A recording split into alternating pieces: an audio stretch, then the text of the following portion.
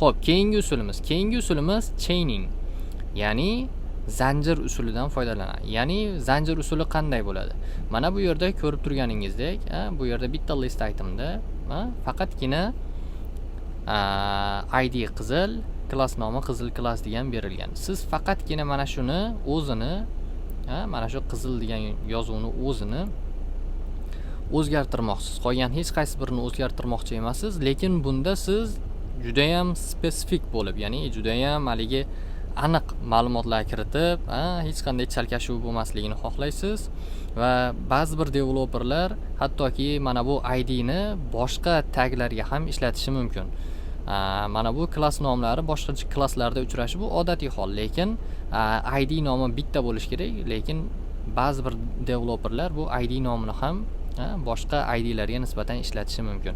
Mana shu holatda chalkashmovchilik bo'lmasligi uchun nima qilamiz?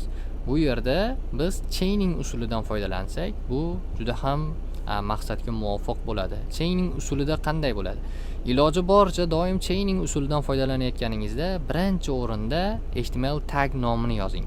Chunki agar birinchi klass nomini yoki ID nomini yozsangiz ham bo'ladi, lekin bunaqada keyin ulardan keyin tag nomini yozmoqchi bo'ladigan bo'lsangiz, bu klass nomi yoki ID nomi chalkashib ketib qoladi. Shuning uchun birinchi o'rinda tag nomi va undan keyin xohlasangiz ID nomi, misol uchun unda qizil edi.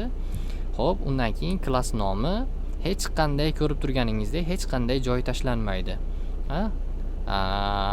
Qizil class. Xo'p, bu yerda mana shu qizilni o'ziga biz colorni qizil beramiz. Ko'rib turganingizdek mana shu qizilni o'zida color qizilga o'zgardi, qolganlarida o'zgarmadi. Mana shu chaining usuli hisoblanadi. Ya'ni ko'rib turganingizdek juda ham spesifik, ya'ni juda ham detallari bilan mana shu tagga nisbatan, mana shu selektorga nisbatan biz urg'u beryapmiz. Ya'ni bu yerda tag nomi, ID nomi, misol uchun klass nomi shunaqalardan qo'ysangiz bo'ladi. Xo'p,